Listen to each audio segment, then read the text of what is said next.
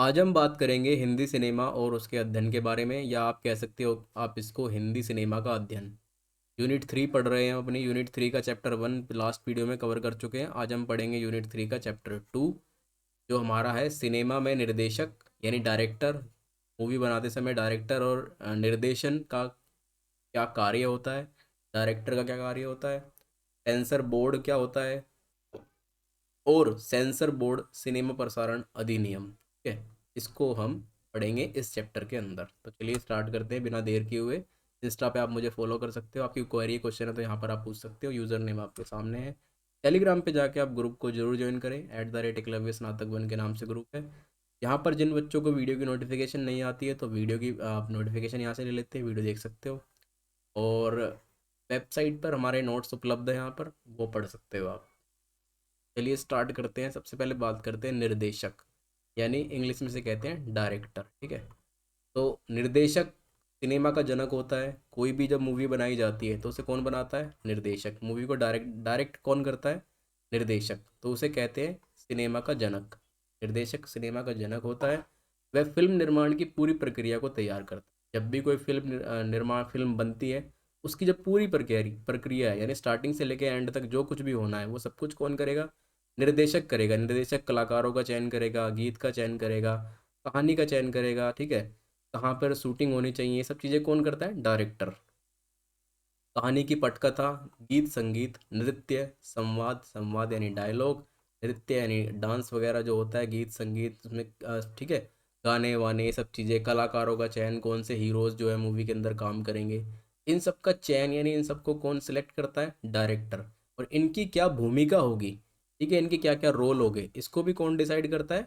Director decide करता है। तो यहाँ से हम समझते हैं कि डायरेक्टर का काम क्या होता है? एक पूरी फिल्म को बनाना, और फिल्म में जो भी चीज़ें होंगी, यानी क्या उसकी कहानी होगी, क्या उसमें गीत संगीत होगा, क्या उसमें डांस होंगे, कि क्या उसमें डायलॉग्स होंगे, ये सब चीज़ें कौन से कलाकार का क्या भूमिका रहेगी, कौन से कलाकारों का चयन करना है, कौन करता है ये सब कुछ? निर्देशक करता है। निर्देशक जितना दूरदर्शी होगा, फिल्म भी उतनी ही प्रभावशाली होगी। यानी निर्देशक का आईक्यू जितना अच्छा होगा, जितना वो दूर तक सोचने वाला होगा, जितना वो लोगों के व्यू को समझने वाला होगा, उसकी फिल्म उतनी ही प्रभावशाली बनती है। ठीक है, थिंकर्स पे डिपेंड करता है कि विचारक कैसा है, निर्देशक का विचार कैसा है। तो ये सब चीज़ें डिपेंड करता है निर्देशक पे। निर्देशक वही अच्छा होगा जो का ज्ञान तकनीकी ज्ञान के साथ साथ, यानी टेक्नोलॉजी का भरपूर प्रयोग के साथ साथ, समाज शास्त्र और इतिहास का संपूर्ण ज्ञान रखता हो। वो निर्देशक काफ़ी समझदार और अच्छा होता है। उसकी मूवी भी प्रभावशाली बनती है जिसको तकनीकी यानी टेक्नोलॉजी का पूरा ज्ञान होता है, समाज शास्त्र का ज्ञान होता है, और इतिहास का ज्ञान होता है। तो आप इन चीज़ों को ध्यान रखें। यहाँ से हम समझ पाएंगे निर्देशक क्या होता है, निर्देशक की भूमिका क्या होती है। अब हम बात करते हैं कुछ फेमस निर्देशकों के बारे में। तो आपने नाम सुना होगा श्याम बेनेगल। ठीक है, श्याम बेनेगल की फिल्म थी समर। ये काफ़ी फेमस फिल्म थी इनकी। इसको डिटेल से बात करते हैं इसके बारे में। तो श्याम बेनेगल समांतर और लोकप्रिय सिनेमा के बहुत चर्चित फिल्मकार रहे हैं। समांतर फिल्में कौन सी होती हैं? जो हमें जीवन से परिचित कराती हैं, वो फिल्में समानांतर फिल्में होती है। ठीक है, तो ऐसी फिल्में बनाने के ये बहुत लोकप्रिय चर्चित निर्देशक रहे हैं, फिल्मकार रहे हैं। श्याम बेनेगल द्वारा निर्देशित समर फिल्म, इनके द्वारा बनाई गई थी समर फिल्म, जो जाति व्यवस्था की मानसिकता पर गहरा प्रहार करती है। यानी इनकी जो फिल्म थी समर, उसके अंदर जाति व्यवस्था को दिखाया गया था, किस प्रकार से जाति व्यवस्था जो थी वो उस गांव के अंदर फैली हुई थी। समर भारत के मध्य प्रदेश के सागर जिले के कुल्लू गांव की कहानी है। समर जो है, ये कहानी है मध्य प्रदेश के एक सागर जिले में कुल्लू गांव है, उस गांव की कहानी है। उस गांव में जो अव्यवस्था और आडंबर जो फैला हुआ है, उसकी पोल खोलती है समर फिल्म। दलित समाज के आक्रोश और गुस्से को नए ढंग से प्रस्तुत करती है। यानी दलित समाज का जो गुस्सा है, इस प्रकार से दलितों का जो शोषण किया जाता है समाज के द्वारा, उच्च वर्ग के द्वारा, इस फिल्म के अंदर दिखाया गया है। और दलित समाज की जो समस्या है वो दिखाई गई है। और दलित समाज किस प्रकार से इन चीज़ों से प्रताड़ित है, और उनका जो आक्रोश है, जो उनका गुस्सा है उनके विरुद्ध, उसको इस फिल्म के अंदर प्रस्तुत किया गया है। जो इनकी फिल्में होती हैं श्याम बेनेगल की, ये भारतीय समाज में फैले जातिवाद, धार्मिक आडंबर, ब्राह्मणवाद और दलितों के साथ हो रही अमानवीयता को उजागर करती हैं। यानी ज़्यादातर जो इन्होंने फिल्में बनाई थी, समानांतर मैंने बताया ना भी आपको, समानांतर सिनेमा बनाने के लिए काफ़ी ज़्यादा चर्चित लोकप्रिय रहेंगे। समानांतर फिल्में कौन सी, जो हमें जीवन यानी जीवन जीवन के दौरान जो कठिनाइयों का सामना व्यक्ति को करना होता है, यानी जो अ, जीवन के यथार्थ को, जीवन की वास्तविकता को, और वास्तविक जीवन में जो कुछ घटित होता है लोगों के साथ, वो सब कुछ दिखाने वाले डायरेक्टर थे ये। वो सब कुछ दिखाने वाले निर्देशक ये थे। इन्होंने दिखाया था क्या, जातिवाद, धार्मिक आडंबर, ब्राह्मणवाद किस प्रकार से भारतीय समाज के अंदर फैला हुआ था, तो ये सब कुछ दिखाया इन्होंने। इसके बाद फेमस डायरेक्टर की बात करते हैं हम, जिनकी मूवी थी ब्लैक फ्राइडे। किसकी थी, अनुराग कश्यप। अनुराग कश्यप का आप जानते हो, इनके इनका नाम सुनते ही आप इनकी फिल्म को देखने के लिए उत्साहित हो जाते हो, क्योंकि इनकी फिल्मों में जो चीज़ें होती है वो इतनी प्रभावित करती है लोगों को। तो इनका नाम ही काफ़ी है मतलब इनकी फिल्म देखने के लिए। ब्लैक फ्राइडे अगर आपने फिल्म देखी होगी तो काफ़ी अच्छी फिल्म थी ये। ठीक है, हिंदी सिनेमा में आतंक, हिंसा, दंगों पर आधारित फिल्में बनती रही है। यानी कि हिंदी सिनेमा के अंदर आतंक पे फिल्म बनी है, आतंकवादियों पे, ठीक है, हिंसा किस प्रकार से समाज में फैलती है उस पर बनी है, सांप्रदायिक दंगे वगैरह जो फैल जाते हैं इस पर फिल्में बनी है। और निर्देशकों ने इन विषयों को जो है अपने अपने हिसाब से लोगों तक दिखाया है, या इन विषयों को सुलझाने का प्रयास किया है अपनी फिल्मों की सहायता से। अपनी फिल्मों के माध्यम से इन्होंने जो है इन विषयों को सुलझाने का प्रयास किया है। वहीं हम बात करें अनुराग कश्यप की, तो अनुराग कश्यप के द्वारा निर्देशित फिल्म है black Friday. Black Friday film है जिसकी जो कहानी है, क्या कहानी है उसमें, उसमें दिखाया गया है कि 6 दिसंबर 1992 में जब बाबरी मस्जिद को ढा दिया गया था। ठीक है, बाबरी मस्जिद ढा दी गई थी 6 दिसंबर 1992 में।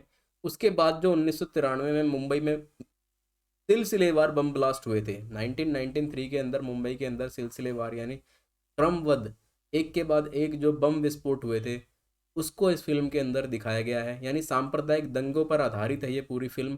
सांप्रदायिक दंगे जब फैल जाते हैं, यानी जब बाबरी मस्जिद को गिराने के बाद मुस्लिम समाज जो है कितना गुस्से में हो जाता है, और इसका फ़ायदा जो था वो आतंकवादियों ने उठाया, और भारत में मुंबई में 1993 बम ब्लास्ट कराए थे। ठीक है, कैसे सांप्रदायिक दंगे जो फैल गए थे, ये सब कुछ दिखाया किसने, अनुराग कश्यप में।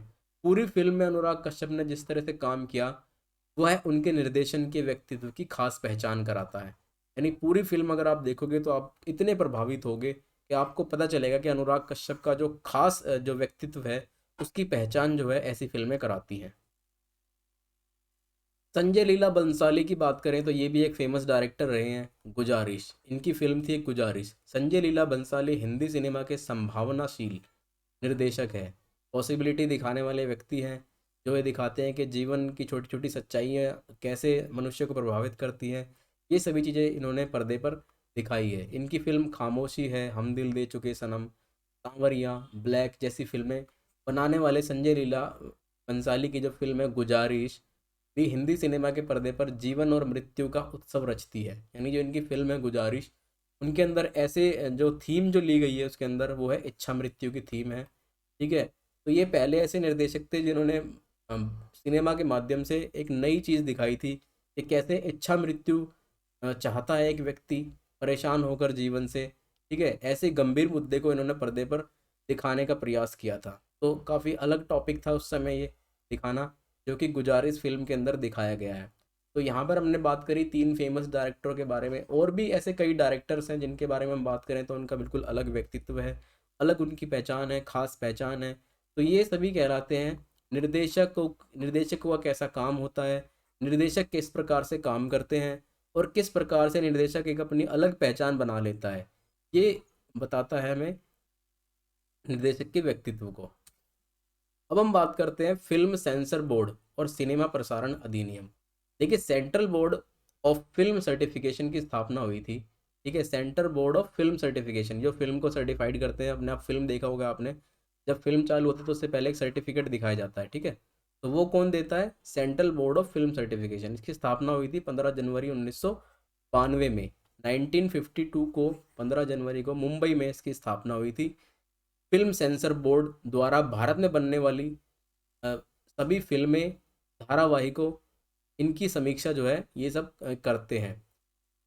जो भी फिल्में भारत के अंदर बनती हैं, जो भी धारावाहिक बनते हैं, उनको पहले ये बोर्ड सर्टिफाइड करता है। ये बोर्ड पहले देखता है कि कुछ भी ऐसा तो नहीं है जिससे कि सांप्रदायिक दंगे फैल जाएं, या फिर जिससे किसी समाज को नुकसान हो रहा हो या फिर कुछ अश्लील हो, ये सब चीज़ें कौन देखता है? सबसे पहले सेंसर बोर्ड देखता है, फिर वो सर्टिफाइड करता है, उसके बाद ये फिल्में जो है लोगों तक पहुंचाई जाती है। और ये किसके अधीन काम करता है? ये भारत सरकार के सूचना एवं प्रसारण मंत्रालय के अधीन काम करता है। आपको ध्यान रखना है, भारत सरकार के सूचना एवं प्रसारण मंत्रालय के अधीन ये काम करता है। फिल्मों, धारावाहिकों आदि आदि सभी को प्रमाण पत्र वितरित करने का अधिकार होता है इसके पास। किसके पास? Censor board. सेंसर बोर्ड को सिनेमेटोग्राफी अधिनियम 1992 अधिनियम 37 का आधार दिया गया, यानी इस अधिनियम के अंतर्गत इसको अधिकार होता है सर्टिफिकेशन लागू करने का। सिनेमेटोग्राफ अधिनियम 1952 अधिनियम 37, ठीक है, ये इसका आधार होता है। अब हम बात करते हैं, देखिए केंद्रीय फिल्मों की जो सेंसर बोर्ड है, ठीक है, सेंसर बोर्ड की जो फिल्में हैं उसकी चार चार श्रेणी में बांटा गया है। जब आप फिल्म सर्टिफिकेट देखते हो फिल्म स्टार्ट होने से पहले, तो आप देखते हो फिल्म में लिखा होता है यूए, या फिर लिखा होगा यू, या फिर लिखा होगा ए, ठीक है। ये चार श्रेणियाँ होती है, एक एस होती है। एस श्रेणी वाली फिल्में काफ़ी कम आपको देखने के लिए मिलती है, वो स्पेशल फिल्में होती है जो कि अलग श्रेणियों के लिए बनाई जाती है। यू की बात करें हम, यू सर्टिफाइड जो फिल्में होती है, इन फिल्मों को सभी आयु वर्ग के व्यक्ति देख सकते हैं, ठीक है। यू सर्टिफाइड फिल्मों को सभी आयु वाले व्यक्ति देख सकते हैं। वहीं हम बात करें यूए, यूए की बात करें तो इस श्रेणी की फिल्में कुछ दृश्यों में, इनके इसके जो कुछ दृश्य होते हैं फिल्म के, उसमें थोड़ी हिंसा हो सकती है, अश्लीलता थोड़ी सी हो सकती है, या फिर ऐसी भाषा का प्रयोग कर सकते हैं कि जो थोड़ा बच्चों के लिए ठीक नहीं होती है, ठीक है। ऐसी संबंधित सामग्री होती है। इस श्रेणी में जो फिल्में होती है केवल 12 साल से बड़े व्यक्ति इसको देख सकते हैं, या फिर 12 साल की जो होते हैं वो अपने अभिभावक के साथ, अभिभावक की उपस्थिति में जो है वो इसको देख सकते हैं। ए श्रेणी की बात करें हम तो ए श्रेणी वह श्रेणी है जिसके लिए सिर्फ वयस्क, यानी कि इन फिल्मों को सिर्फ 18 साल या 18 साल से ऊपर के व्यक्ति ही इन फिल्मों को देख सकते हैं। तो ये कहलाती है हमारी ए श्रेणी वाली फिल्में। अब हम बात करते हैं एस श्रेणी की फिल्में फिल्में जो कि आपने शायद ही सुनी होंगी। एस श्रेणी भी होती है और ये एक विशेष श्रेणी होती है। और ये जो सर्टिफिकेट है, एस सर्टिफिकेट, ये उन फिल्मों को दिया जाता है जो विशिष्ट दर्शकों के लिए होती है। जैसे इंजीनियर के लिए बनी हुई है कोई फिल्म, ठीक है, सिर्फ इंजीनियर ही उसको देखते हैं। डॉक्टर के लिए कोई फिल्म बनी है, डॉक्टर ही देखते हैं उसको सिर्फ। तो ऐसी फिल्में होती है स्पेशल श्रेणी के लिए, इनको एस श्रेणी कहा जाता है।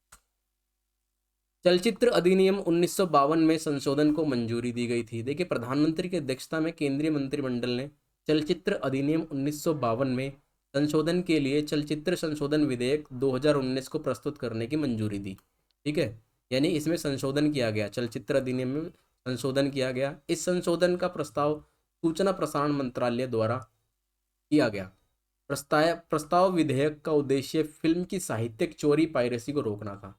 यानी 2019 के अंदर एक प्रस्ताव पारित किया गया, यानी 1952 का जो अधिनियम था, चलचित्र अधिनियम, इसमें जो है संशोधन किया गया 2019 में, ठीक है।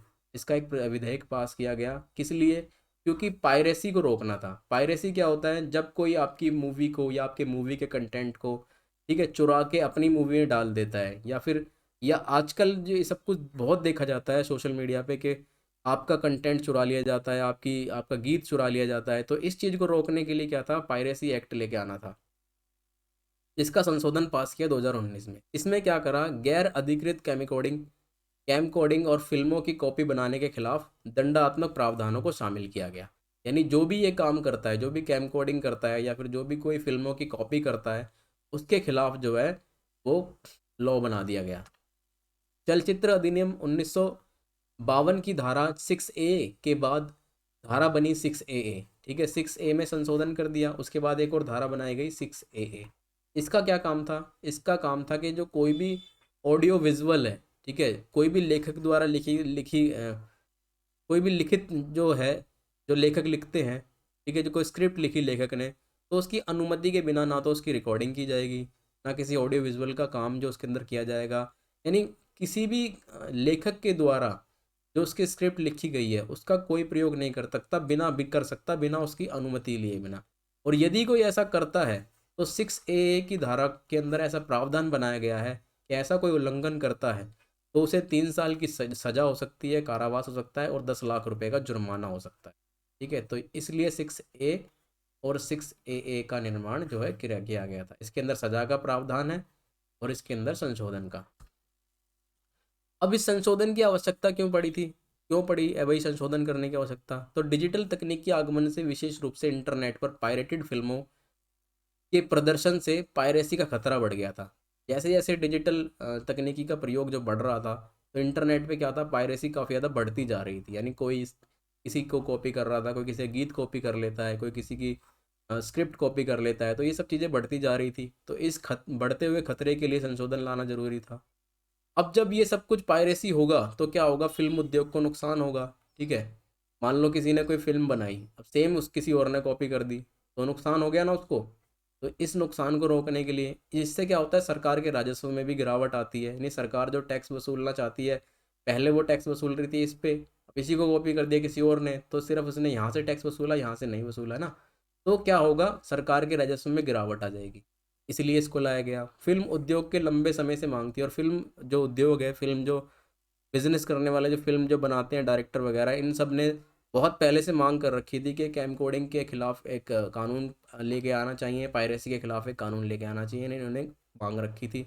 और चलचित्र अधिनियम में दो कमेटियों का भी गठन किया गया था, जिन्होंने अपनी सिफारिशें दी थी। 2013 में मुदगल समिति थी, और 2016 में श्याम बेनेगल समिति थी। इन्होंने भी ये जो अपने वो सिफारिशें दी थी, जिसके बिहाफ पे संशोधन की आवश्यकता पड़ी थी। तो यहाँ पर हमारा ये चैप्टर खत्म हो जाता है। तब तक के लिए आप वीडियो को लाइक कीजिए, चैनल को सब्सक्राइब कीजिए। हम मिलते हैं नेक्स्ट वीडियो में। धन्यवाद।